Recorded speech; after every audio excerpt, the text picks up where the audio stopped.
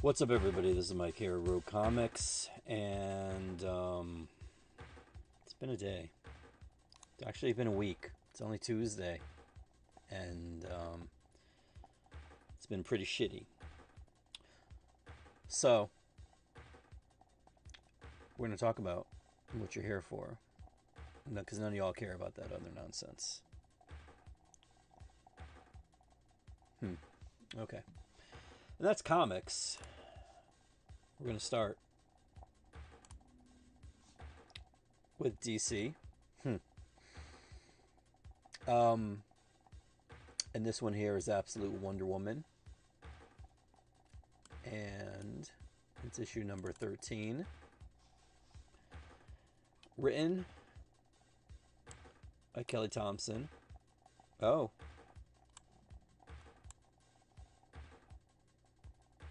It's not Hayden Sherman. Trying to see. I didn't keep the high res because I have to shrink them down to fit the thumbnails on here. Otherwise, OBS doesn't like more than, well, let's see. I have 23 images right here. 1.74 meg. Originally, these were, let me see what size. These were 3 times the size that they are now. And shrinking things diminishes the resolution and I can't see. But I can tell you that it's not Sherman. It's not Hayden Sherman. So there's a fill-in artist for this issue. Do with that what you will. But Kelly Thompson is still writing it. So if you're a fan of the writing, you're going to be happy. If you're a fan of the art, well, we'll see. I'd like to tell you, but I currently do not have these books. So here is a Megan Hetrick variant, I believe. It's a variant. What does it matter who it is? It looks cool. There you go. They're reprinting Action Comics. Number 252 is a facsimile. First appearance, Supergirl. Regular. And there's a foil version of this. Here we have Detective Comics, number 1102. Feels good saying that. There's a number that's not a single digit. Not number 1. Not ending with number 6 or number 10. There's actually 4 numbers. 1102. And that's this. Tom Taylor, Michael Janin. Definitely like Janin's art. His art is really, really good. The Flash, number 26. As you can see from the banner at the top there, DCKO tie-in. One of, I want to say 3. Well, I mean, technically, 1. Yeah, 3. Okay, 3. I mean, there will be 2 additional ones, but those are just additional printings for those that missed out the first time around. But yeah. Here is a Mark Spears variant. Don't know why. Still don't know why. But whatever. Green Arrow, number 29. Chris Condon. And Montos, I think, is the last name. Again, I can't see, unfortunately. Even looking at the TV screen, I still can't see the small text in the bottom left-hand corner. But I'm going to assume it's Montos. Although I do have to say, issue number 28 wasn't as good as issue number 27. You know what? I have a drink here. Let me open that. So hopefully this one's better. Because I did like issue number 27. The art in there was really good. And it's the same dude. I don't know if the inkers were different, maybe. Perhaps. I don't know. I'm trying to think of a reason as to why 28 was lacking. what 27 had. Green Lantern Dark is up next. I don't know why, because technically this should be after the next book that's going to follow this, but this is issue number 7, cover A. And here we have Green Lantern, issue number 28, and I'm almost positive that Monaco isn't doing this issue, which I'm sad about. But his fill-in is the guy that's been doing it before. It starts with letter M. I'd like to tell you what it is. Marion, maybe?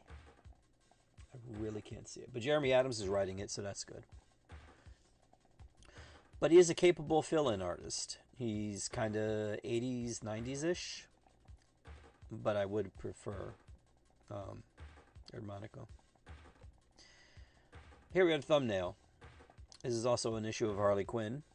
Issue number 55. Pumpkin Spicy. It's Frank Cho. That's all you need to know right there. Frank Cho. Immortal Legend. Batman number 1. This is a second printing. For those of you that do frequent my store, you will know that I didn't get the first printings because one of the very few issues I've had with the current distributor of DC Comics was the fact that there were no copies of issue number 1, and they still haven't sent me the replacement issues. They did credit me, so there is that, but they didn't send me the replacements. So this is new to me. I don't know what different. Maybe I think that green bar at the bottom, maybe? I don't know.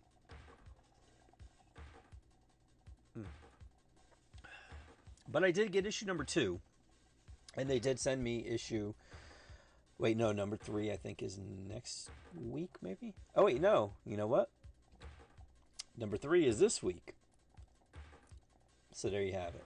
Oh, and I did just notice, too. It took me a while, but the Elseworlds logo in the upper right-hand corner. So, yeah. And I'm assuming that's the Riddler right there, judging by the cane.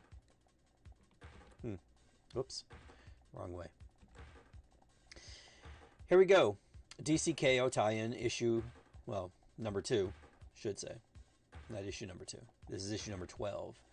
Justice League Unlimited, The Terrific 10, Part 1. And let's see, if we were judging by the cover, we see Batman Beyond. Is that Beast Boy? Mr. Terrific. Aquaman. And oh boy, the Grant Morrison Superman. When he was blue. And I think the other color was red. So long ago, I don't even remember. Just remember it not being good. Thanks, Grant. Appreciate you. Here we have a prelude to DCKO. So technically a tie-in. But Superman, issue number 28. This was a good issue. This started the Legion of Darkseid storyline. This is part 1. Then there will be a second printing of part 2. Now either I didn't order part 3, because you'll see, go straight from 29 to 31, or they didn't send it. Now if I didn't order it, chances are is because I had this issue in stock when it was time to do the FOC. But I think I might have 1 or 2 left over. So if you're planning on getting it, grab it. But this is issue number 29, which was part 2. Issue number 30, which is part 3. And then we have this one here, which continues this. And this is also a DCKO tie-in, as opposed to being a prelude to DCKO. See? And judging by what's in, or what's on the cover, rather, this is where you see about the Heart of Apocalypse. And that's it right there. There's also this David Aja cover. Oh, I thought I had another variant there. I guess I don't. But anyways, here we have the new history of the DC Universe, issue number 4. This is unfortunately the final issue of this miniseries. 4 issues, and yeah, it takes us, I think, 2000s, the early 2000s, maybe early to mid. I know it's definitely 2000s to present day, and yeah, I'm sad to see this go. What's up, WZ?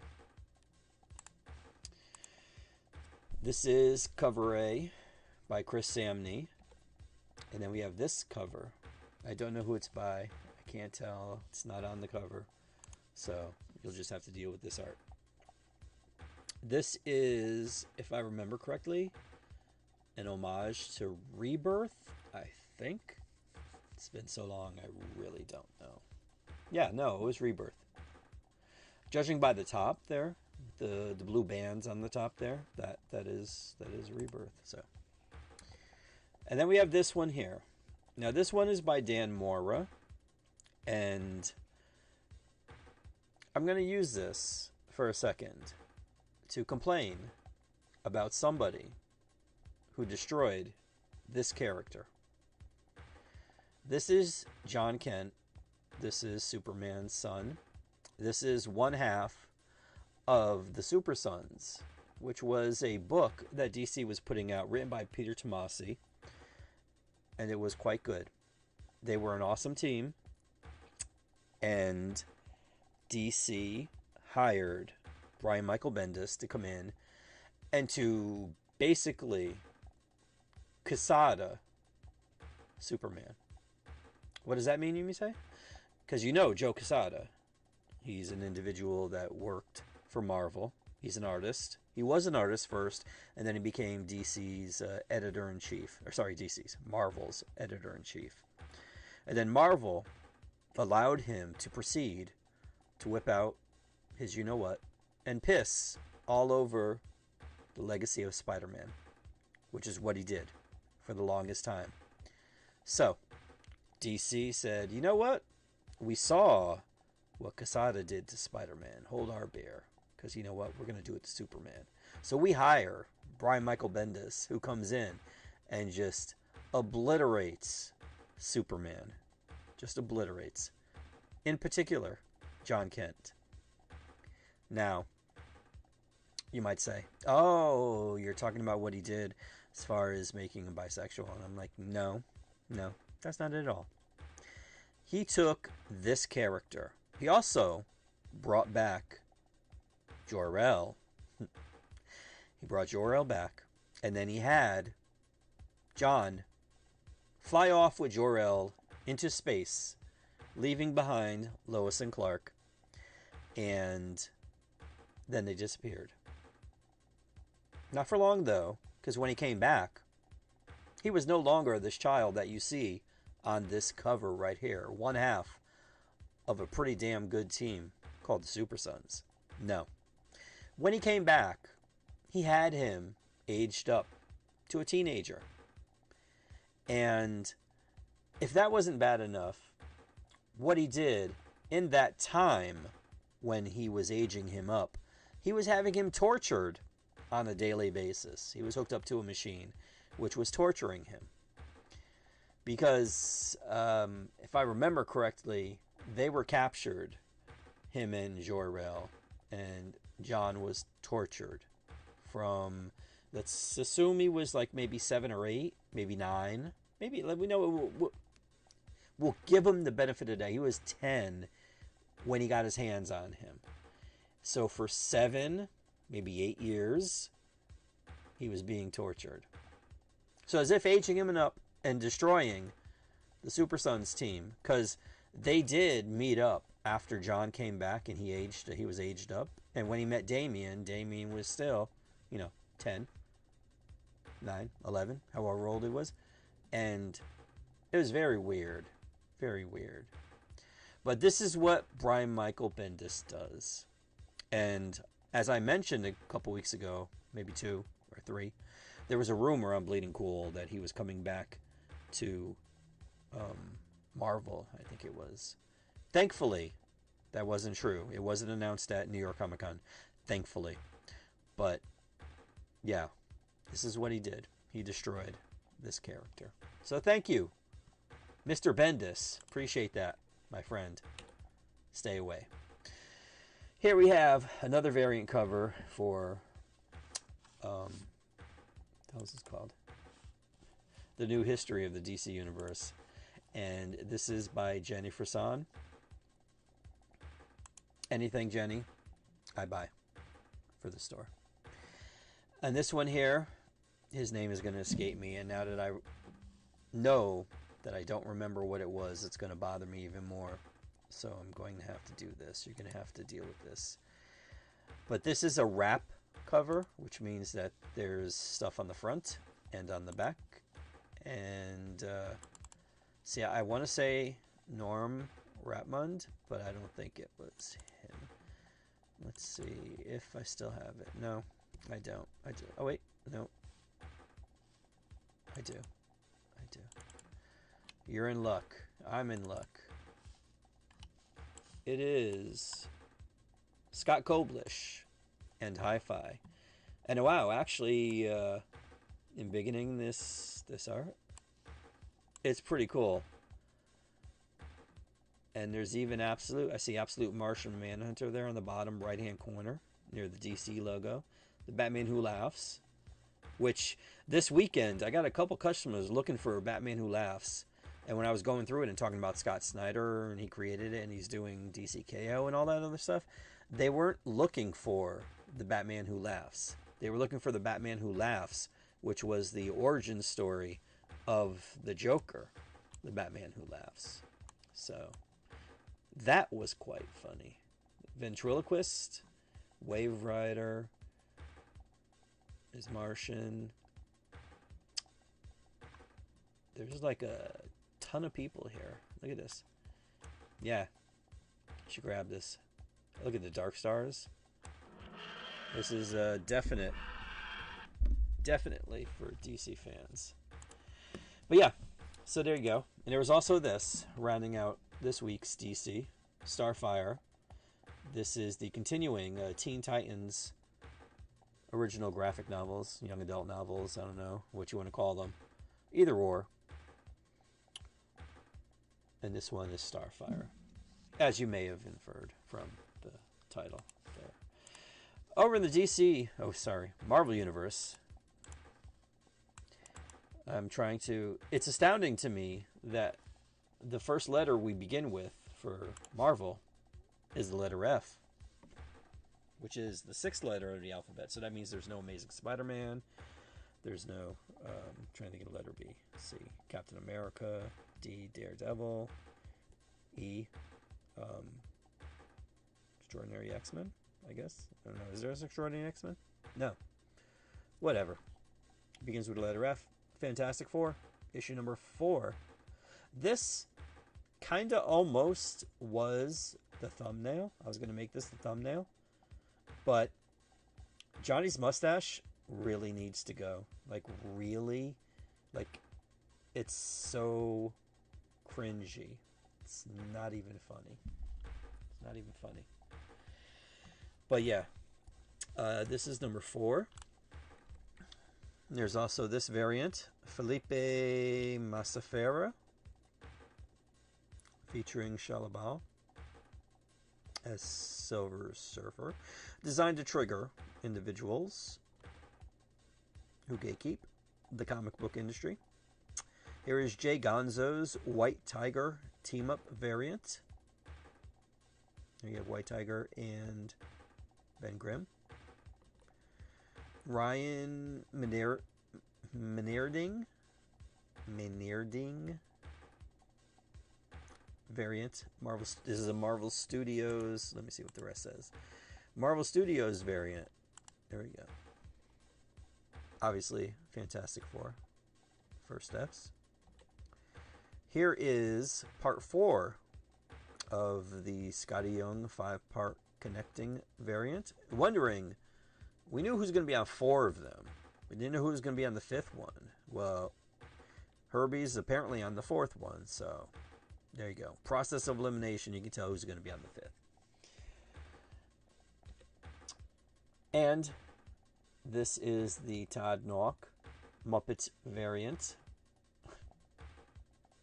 Right there. Fozzie as the Thing. And last but not least, this next one I'm going to show you, I thought really hard about rotating it so you can see it, because this one needs to be seen in person. Like what I'm about to show you isn't going to do it justice. It's truly not, because it's going to shrink to fit its landscape. It's not portrait, so it has to fit within the small width right there. But it's really a cool cover right there. Andrea Frasero, Disney What If Fantastic Four homage variant. And what if Mickey and friends became the Fantastic Four? Now, I do like the throwback. They have the bar on the top there that says Marvel Comics Group.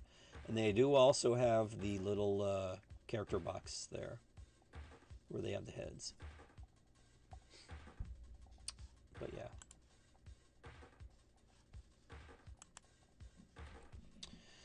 Jeff the Land Shark. This is issue number 5, which I believe might be the final issue. Possibly. Perhaps. It could be. And there you see Ileana and Wanda on the cover there with Jeff. Here is the Federico Vicentini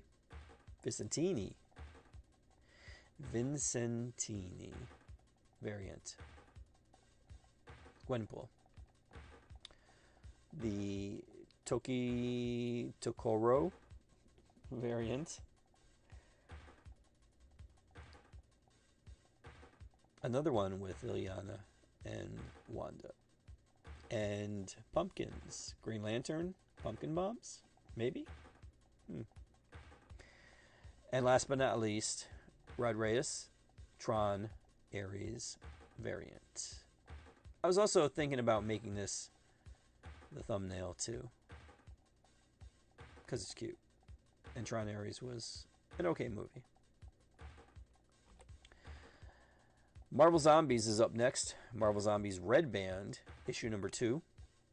And it doesn't say, I believe it doesn't say who it is. Let me, nope, it just says polybagged. But this is cover A. Oh, you know what? Looking by the Thing's ear, his left ear, Greg Land is the one. Yeah, I can't tell because there's no porn faces. Although, this dude right here, I don't know if that's supposed to be Logan or what, but I guess you can see his face right there. Oh, Cap. The Cap's face is kind of small. But everybody else has a mask on or is like, you know, the Hulk, whatever. But yeah. This one is by Adam Warren. And I think it's just Adam Warren. Yeah, Adam Warren variant. Which is good. Although I do like this Scott Hepburn variant a little more. But see, it would be, let's see. Well, there's one more too. This last one. This is Scott Koblish. And this is an homage. And I like this one a lot. Should have ordered more of these. Let me see. No, it just says Scott Koblish Retro Zombie variant. This is obviously an homage to Secret Wars. So it would be this one, number 1. This would be number 2. Number 3. And I probably wouldn't even pick this one. Unless I had to. If I had to, this would be the last. Number 4.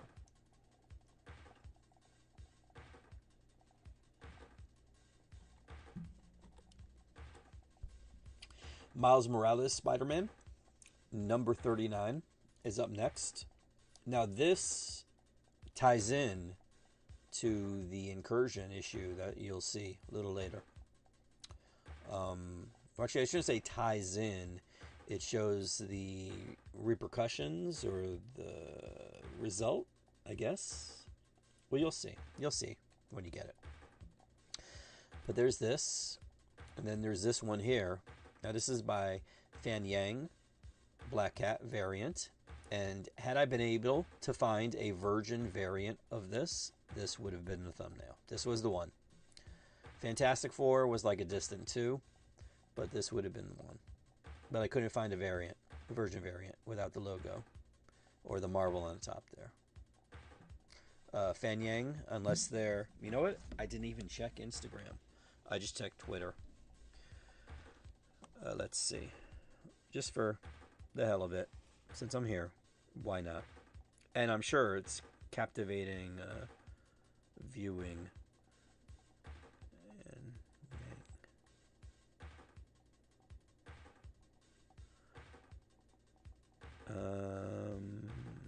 Is this them? This is... Oh, damn it. It's right here. Oh, well. I could have used it.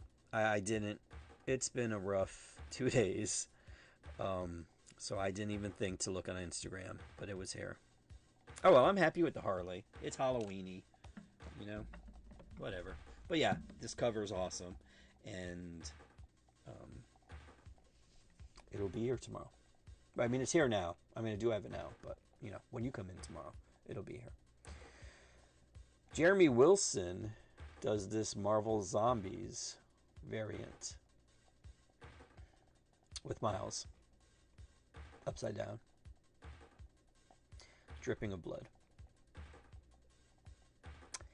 And last but not least, as far as variants for Miles Morales, this is the Paco Medina Tron Ares variant. That text in the upper left-hand corner, it's not there on the cover. The logo's up there. I don't know why they do that.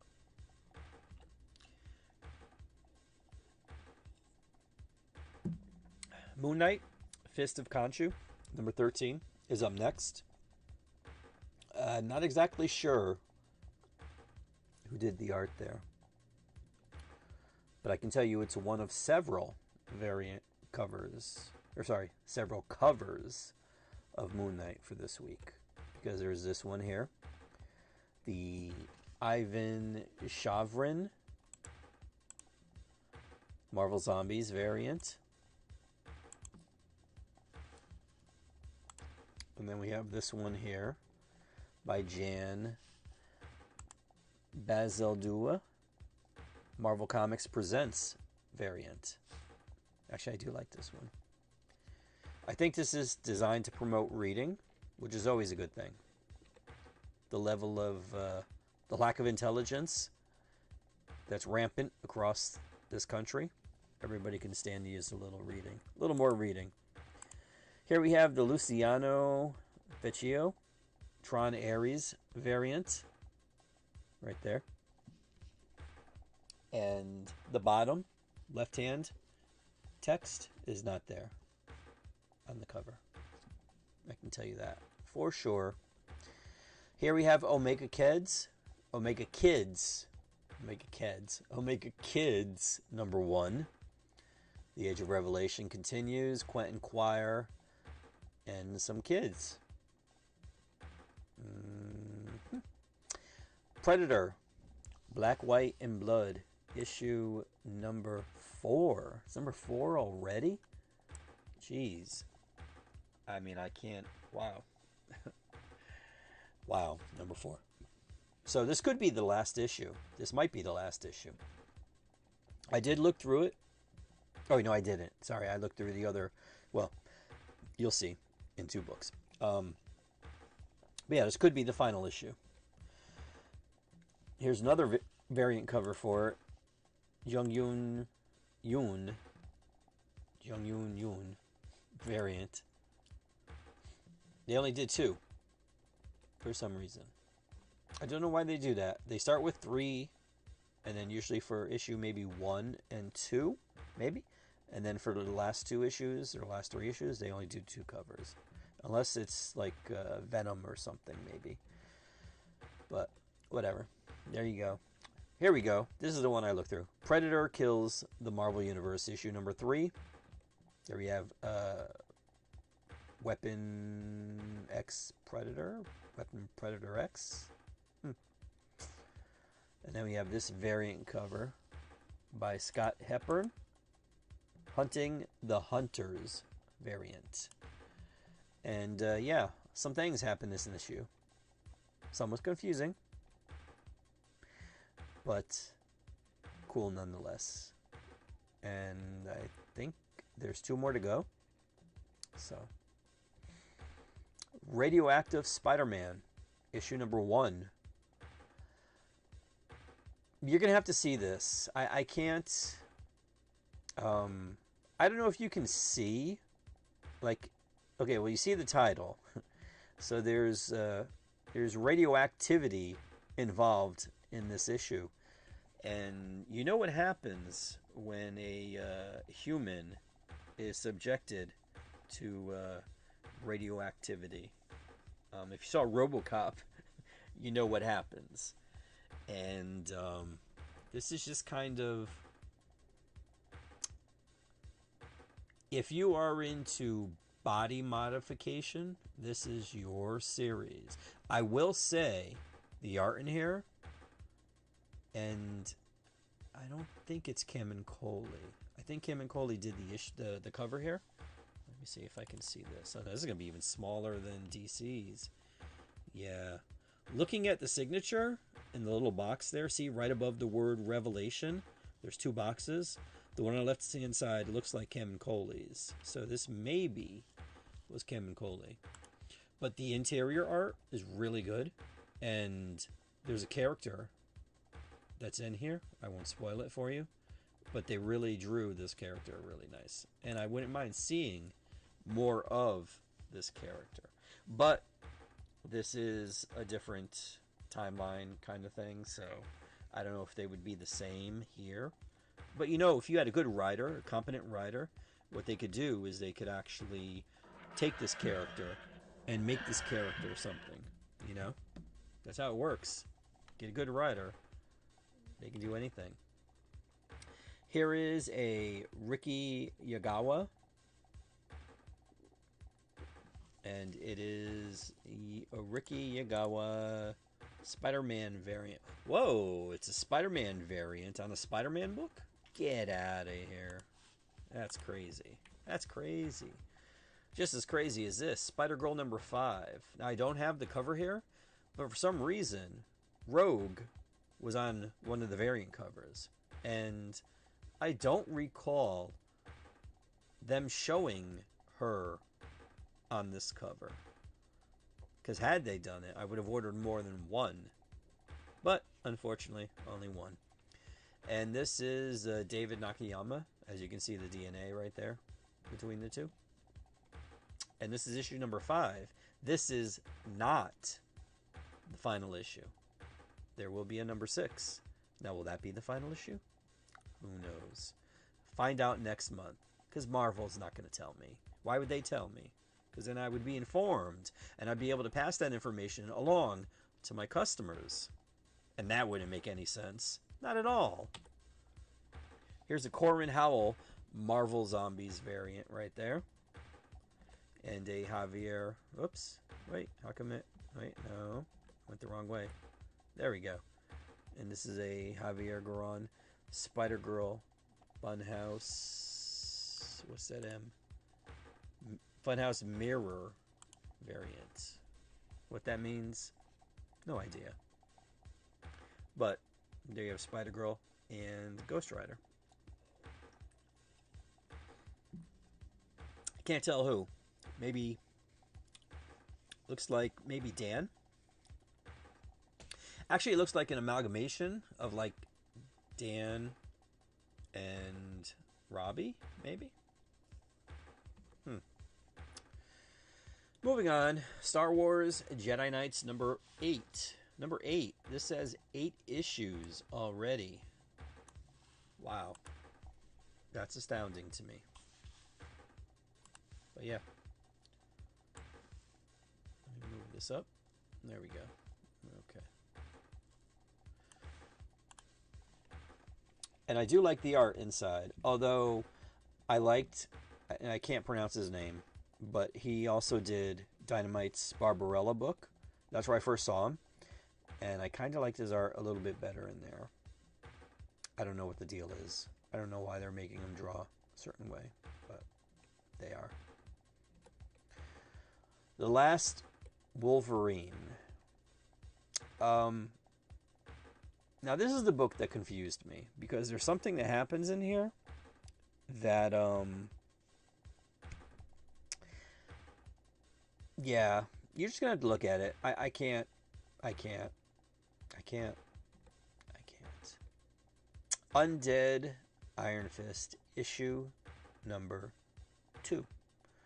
And this looks like a Whilce Portacio cover, judging by the signature there in the box in the bottom right hand corner.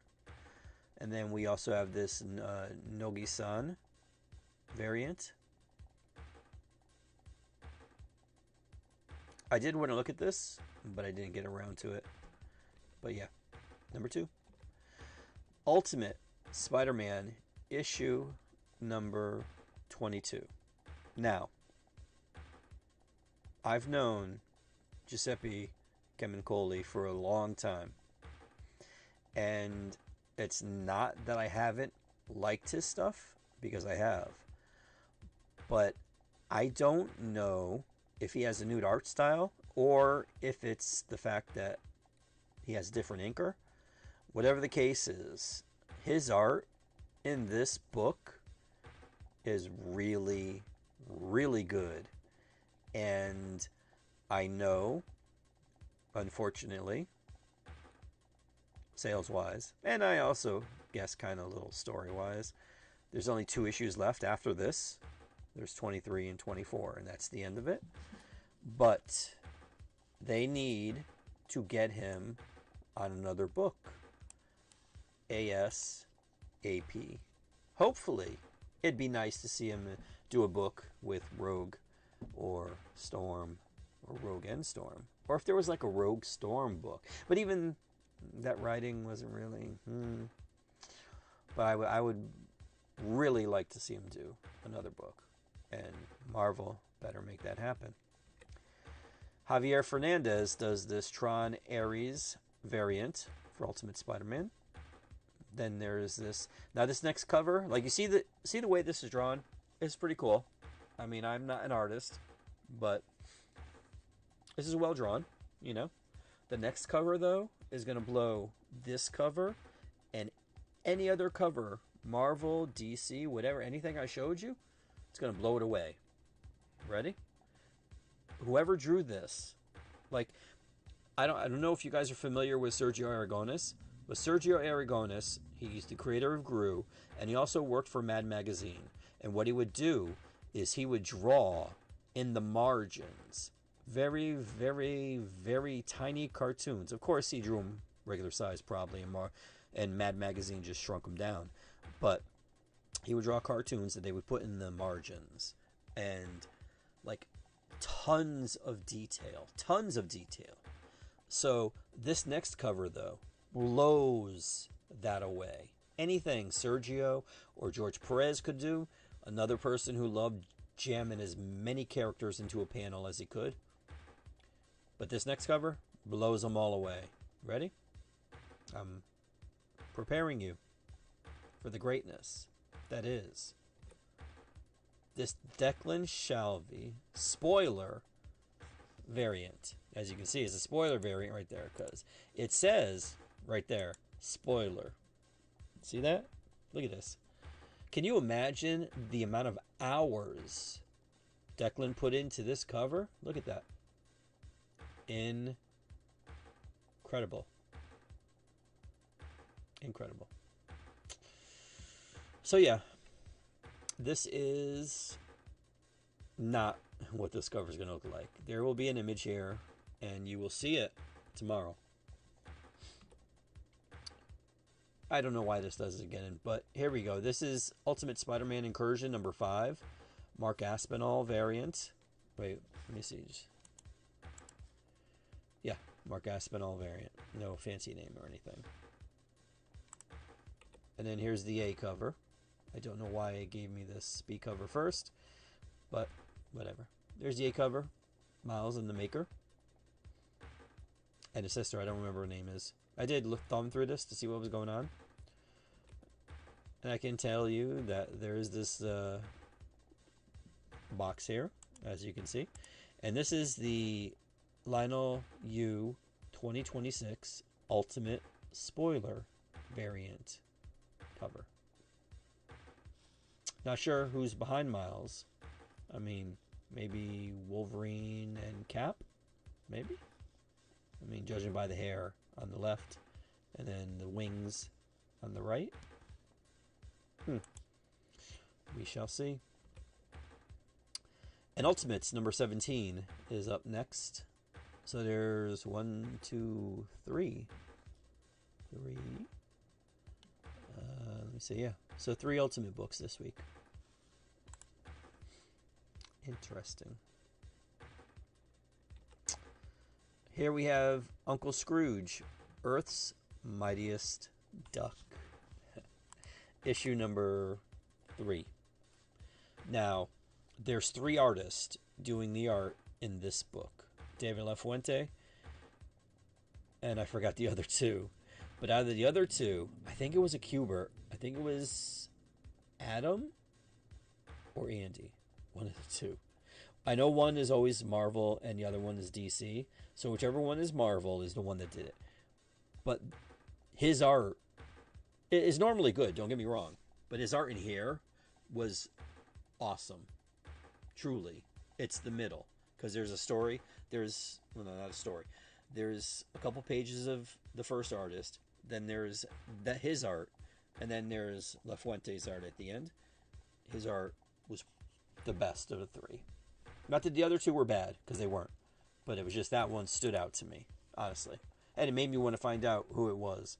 And I did, but then I forgot. Because it's been that kind of a week. This is the ACO, ASO. Don't know how to pronounce it, but this is their variant. And I can't tell. It's either Huey, Dewey, or Louie. Here we have Uncanny X-Men issue number 140. This is a facsimile wherein Marvel facsimiles everything except the price. And I believe this book is $4.99. And last for the comics, second to last of things that I have to show you from Marvel, there is this X-Men Book of Revelation, issue number 1.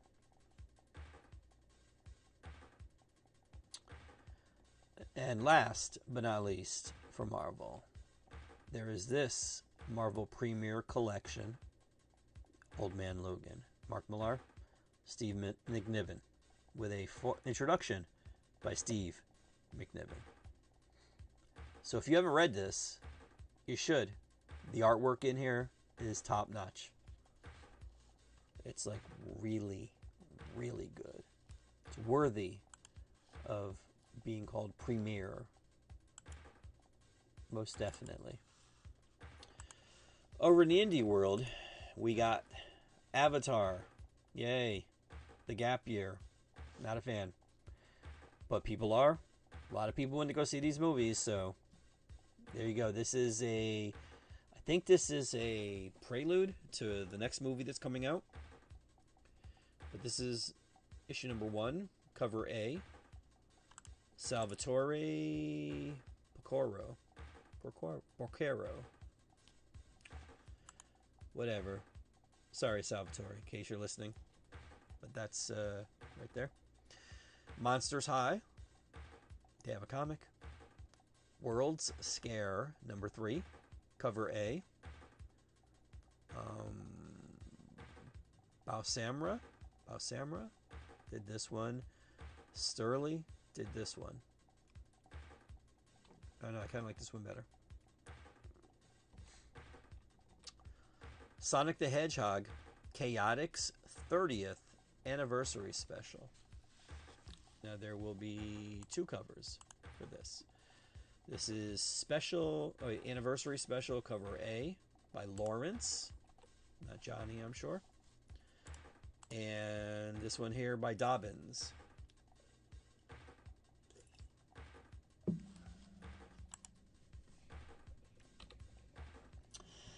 Teenage Mutant Ninja Turtles number 12.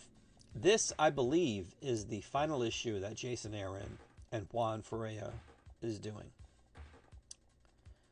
This is, I'm going to assume, Jorge Fornes, because I don't know of any other Fornes. But this is Fornes that did this cover. And then we have Kevin Eastman that did this one. This one here is Juan Ferreira's also. He also does the interiors, and I do like this. I like this a lot. And then we have this one here by John Boy Mayers. And last but not least, David LaFuente. I gotta say, I mean, 1, 2, 3, 4. I like them all. I do, honestly. No BS. And that's how they get you. That's how they get you. They put these books in, surrounded by really outstanding art. And why wouldn't you want to own this cover? Or this one? Or this one? I mean, look at them. They're all cool.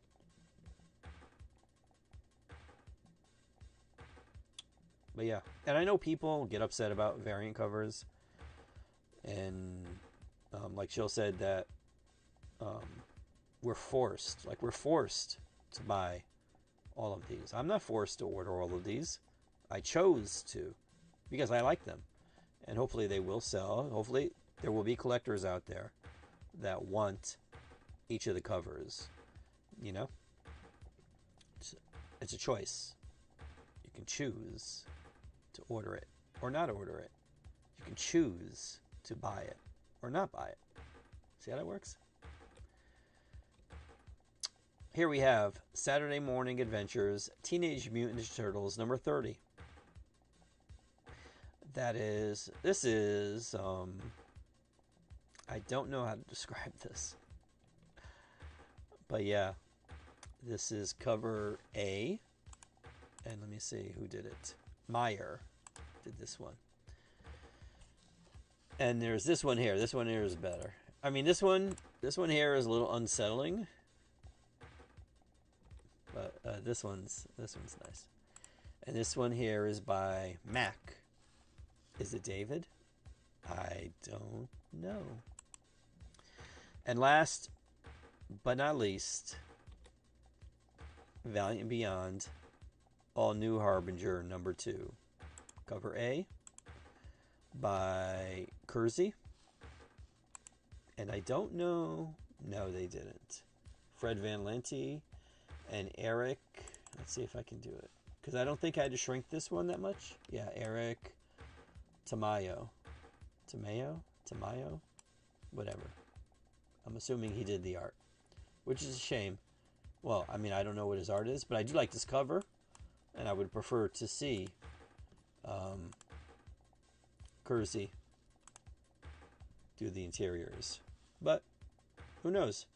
Maybe Tanayo? His art. Or their art. I don't know if it's he or she.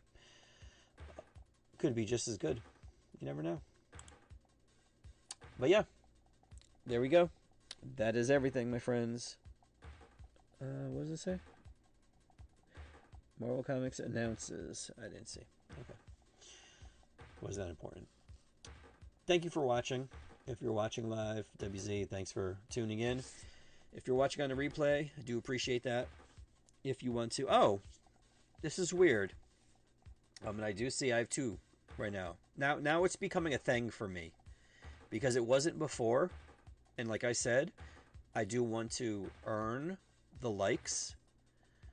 But last week, when I ended the stream, I made a point of thanking the 5 individuals that liked the stream. And I also mentioned the same thing I just now, that I want to earn. Don't just like come in and arbitrarily just, like it just for reasons or whatever, But when I ended the stream, it was 5. And then the next day, it was down to 3 or 2. Now, mind you, no, it was 2. Sorry, it was 2. Mind you, 3 of those individuals probably could have taken the like back, but it was there at the end of the night. I mean, like at midnight. And then when I woke up in the morning and they do whatever their calculations and all that stuff, they took the 3 away. Or those individuals did. I don't know. So I don't want to make it conspiratorial, but maybe they did. Maybe they're like, you know what? I didn't like the stream. Screw it. I'm taking it back. Maybe. That's a possibility.